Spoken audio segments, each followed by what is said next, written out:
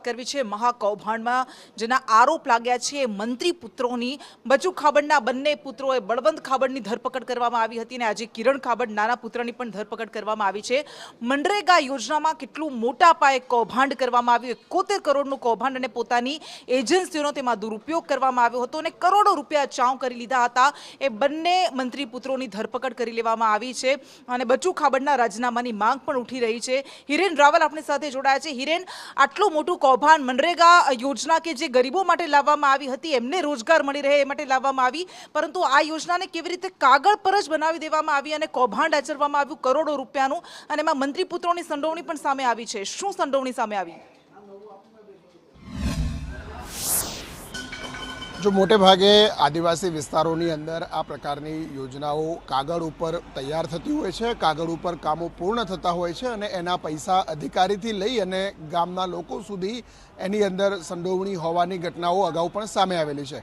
આ કેસમાં પણ મનરેગા અંતર્ગત અલગ અલગ ગામોની અંદર જે કામો કરવામાં આવેલા છે એ કામો 2021થી લઈ અને 2025 સુધીના કામોમાં ઘણા કામો એવા છે કે જે કામો થયા જ નથી ગ્રાઉન્ડ ઉપર, એટલે કે જે કામ કાગળ ઉપર રોડ રસ્તા બની ગયા છે પરંતુ ત્યાં એ જગ્યા પર અથવા તો એ પરા પર જઈએ તો ત્યાં કોઈ કામ થયા નથી. એવા કામો ના થઈ અને કુલ લગભગ 35 જેટલી એજન્સીઓએ 2 તાલુકામાં 71 કરોડ રૂપિયા જેટલા છે રકમ જે છે એ લઈ લીધી છે, એટલે કે 71 કરોડનું કૌભાંડ થયું છે.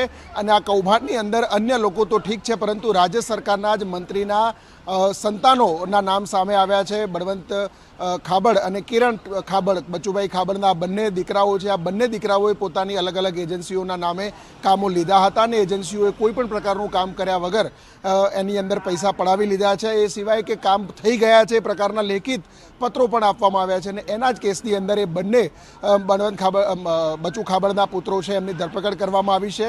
આ સાથે તત્કાલીન તાલુકા વિકાસ અધિકારી, તત્કાલીન ડેપ્યુટી ડીડીઓ સહિતના કુલ 12 જેટલા અધિકારીઓની ધરપકડ અત્યાર સુધી પોલીસે કરી છે.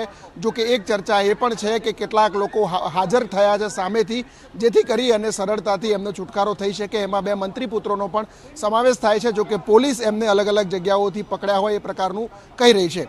કોંગ્રેસે પણ આ અંગે વિધાનસભા ગૃહમાં, એટલે કે ફેબ્રુઆરીની અંદર આ મુદ્દો ઉઠાવ્યો હતો અને મંત્રીઓના રાજીનામાની પણ માગણી કરી છે. એક તરફ 26 તારીખે પ્રધાનમંત્રી નરેન્દ્ર મોદી દાહોદ આવી રહ્યા છે. એ પહેલાં દાહોદ જિલ્લાનું આ કૌભાંડ અને દાહોદના જ મંત્રીના સંતાનો આ કૌભાંડની અંદર સંડોવાયેલા હોવાના કારણે એમના રાજીનામું આપવાની પણ માંગ ઉઠી છે.